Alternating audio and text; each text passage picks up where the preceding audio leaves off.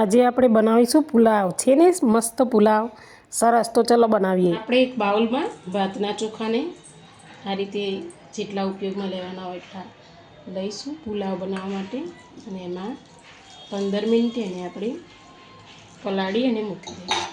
અહીંયા મેં છાશ કઢી જેટલી બનાવી છે એટલી છાશ લઈ લીધી છે। એમાં ચણાનો લોટ છે આપણે મિક્સ કરી દઈશું। ચણાનો લોટ આ રીતે મિક્સ થઈ ગયો છે। હવે આપણે આમાં છે ને એ લીમડાના પત્તા સીધે સીધા નાખી દેવાના છે અને આમાં બીજું કંઈ જ મસાલો નથી કરવાનો। આમાં જરૂર પ્રમાણે પૂરતા પ્રમાણમાં મીઠું આપણે કઢીનો વઘાર મૂકીશું। હવે એમાં આપણે જે રીતે કઢી બનાવતા હોય એ રીતે આપણે તેલ લઈશું। તેલ લઈ અને પછી એને ગરમ થવા દઈશું। એમાં તેલ ગરમ થઈ જાય વઘાર આવે એટલે એને રાઈ અને જીરાનો વઘાર કરીશું અને અંદર ગરમ મસાલા નાખીશું। હવે વઘાર આવી ગયો છે તો આપણે એમાં રાઈ અને મેથી નાખીશું। પછી એની અંદર થોડો પાવડર નાખીશું લૂણ પાવડર। ત્યારબાદ એમાં આ રીતે તમાલપત્ર નાખવાના છે। પછી થોડા લવિંગ આ રીતે લવિંગ નાખીશું। ગેસની ફ્લેમ ધીમી રાખવાની છે અને આખું મરચું નાખીશું। પછી આ રીતે એને વઘારી થોડું હલાવી દેવાનું।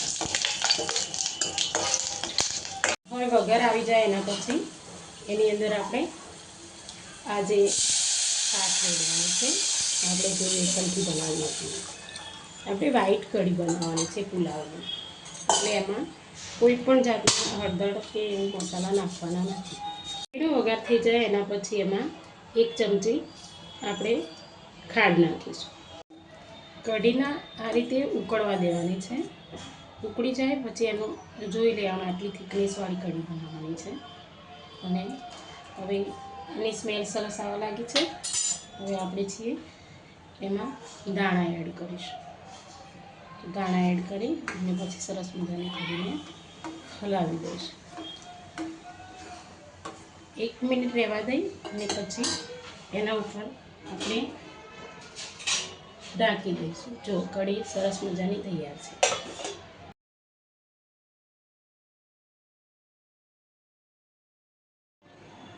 અહીંયા મેં પહેલેથી વટાણા ગાજર કોબીજ ડુંગળી અને પટેટો આ બધું છે ને પહેલેથી જ ધોઈને સાફ કરીને તૈયાર કરી લીધું છે। હવે આપણે પુલાવનો વઘાર કરીશું। તો આ રીતે એમાં હવે આપણે તેલ નાખીશું।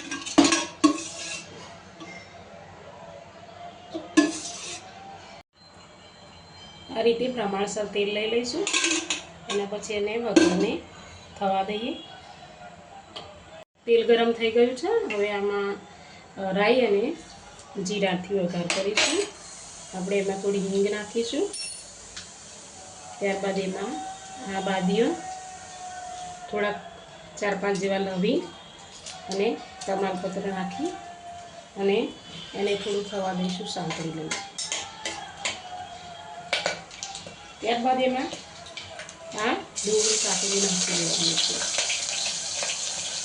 અને ડુંગળીને આગી પાછી કરવાની અને એને બ્રાઉન નથી થવા દેવાનું।